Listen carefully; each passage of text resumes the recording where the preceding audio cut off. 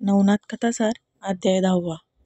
गहिनीनाथाच्या मातीच्या पुतळ्यापासून जन्म, मधुनाभा ब्राह्मणांकडून संगोपन. कनकागिरी गावात मच्छिंद्राने गोरक्षनाथास उपदेश करून सर्व वेदशास्त्रात प्रवीण केले. 14 विद्याही त्यास पक्क्या केल्या. सकल अस्त्रात वाकप केले. साबरी विद्या शिकवली व सर्व देवांच्या पायावर त्यास घातले. नरशी, कालिका, मंदा, महिषासूर, जोटिंग, वेताळ, मारुती, श्रीराम इत्यादींच्या दर्शने करवली. जेव्हा रामाची भेट झाली तेव्हा रामाने गोरक्षनाथास मांडीवर बसवून आशीर्वाद दिले. असो 52 वीरासह वर्तमान श्रीराम, सूर्य आदी करून सर्वांनी गोरक्षास वरदान दिले व त्यास तपास बसवण्यासाठी मच्छिंद्रास सांगून ते आपापल्या ठिकाणी गेले. एके दिवशी गोरक्षनाथ संजीवनी मंत्र पाठ करीत असता जवळ मच्छिंद्रनाथ नव्हते. तो एकटाच त्या ठिकाणी बसला होता. अशी संधी साधून गावची मुले खेळत खेळत त्याच्याजवळ गेली. ती मुले चिखलाचा गोळा करून आपसात खेळत होती. त्याने गोरक्षास चिखलाची गाडी करावयास सांगितले, पण त्याने आपणास गाडी करता येत नाही म्हणून सांगितल्यावर ती मुले आपणच करू लागले. त्यांनी चिखलाची गाडी तयार केली. त्या गाडीवर बसवायसाठी एक गाडीवान असावा असे त्या मुलांच्या मनात येऊन ती चिखलाचा पुतळा करू लागली. परंतु त्यांना साधेना, म्हणून ती एक मातीचा पुतळा करून देण्याविषयी गोरक्षनाथाची प्रार्थना करू लागली.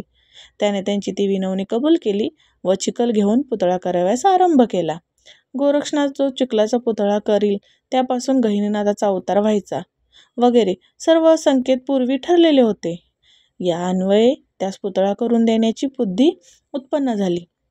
9 नारायणपैकी करभंजन हा अवतार या मातीच्या पुतळ्यापासून व्हायचा, म्हणून गोरक्षास तशी बुद्धी होऊन त्याने पुतळा करावयास घेतला. त्यावेळी मुखाने संजीवनी मंत्रांचा पाठ चालला होता. संपूर्ण पुतळा तयार झाला. अशी संधी पाहून करभंजनाने त्यास प्रवेश केला. तेव्हा अस्थि, त्वचा, मांस, रक्त इत्यादी सर्व होऊन मनुष्याचा तेजपुंज पुतळा बनला. मग तो रडू लागला. हा आवाज जवळ असलेल्या मुलांनी ऐकला. तेव्हा गोरक्षनाथाने भूत आणले असा त्या मुलांनी बोबाटा केला व लागलेच सर्वजण भिवून पळून गेले. पुढे मार्गात मच्छिंद्रनाथाची भेट होताच त्याने त्या मुलास भिण्याचे व ओरड करून लगबगीने धावण्याचे कारण विचारले व तुम्ही भिवू नका म्हणून सांगितले. तेव्हा पुतळ्याचा मजकूर मुलांनी सांगितला. मुलांचे भाषण ऐकून मच्छिंद्रनाथ विस्मयात पडला व काय चमत्कार आहे ते आपण स्वतः डोळ्यांनी पाहूया. तो पाहण्यासाठी पुढे गेले. त्या मुलांना जवळ बसवून सर्व खाणाखुणा विचारून घेतल्या. मच्छिंद्रनाथास मुलांनी दुरून ठिकाण दाखवले. तिथून एक मुलाचा शब्द त्यास ऐकू आला. तेव्हा हा करभंजन नारायणाचा अवतार आहे असे मच्छिंद्रनाथाने समजून मुलास उचलून घेतले व तो मार्गाने चालू लागला. गोरक्षनाथाने पुतळा केला असूनही तो जवळ दिसेना, म्हणून मच्छिंद्रनाथास मुलास घेऊन जात असता गोरक्षनाथास हाक मारीत चालले. ती गुरुची हाक ऐकून गोरक्ष एका घरात लपला होता तिथून बाहेर आला. पण मच्छिंद्राच्या हातातील मुलास पाहताच त्यालाही भीती वाटली. त्याची गुरुजवळ येण्यास हिंमत होईना. हे पाहून गोरक्षास भय वाटते असे मच्छिंद्रनाथास समजले. मग त्याने त्या मुलास चिरगुटात गुंडाळले आणि गोरक्षापाशी जाऊन सांगितले की हा मनुष्य आहे व तो 9 नारायणपैकी एक नारायणाचा अवतार आहे. मग गोरक्षाने कसा काय प्रकार झाला तो सांगितला. तेव्हा ते सर्व वर्तमान ऐकून मच्छिंद्रनाथास आनंद झाला. जसा तू गौरामध्ये झालास तसाच तू संजीवनी मंत्र म्हणून हा पुतळा केलास. त्यात करभंजन नारायणाने संचार केला आहे.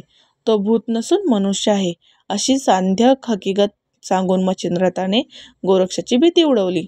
मग त्या सर्व वर्तमान मुलास घेऊन मच्छिंद्रनाथ आपल्या आश्रमात गेले. तिथे त्यांनी गाईचे दूध आणून मुलास पाजले व त्यास झोळीत घालून हलवून निजवले. याप्रमाणे प्रकार घडल्याची बातमी गावभर समजली. तेव्हा गावचे लोक भेटीस जाऊन मुलाची चौकशी करून घेत आणि नाथही सर्व वृत्तांत सांगत. तो ऐकून त्यांना नवल वाटे.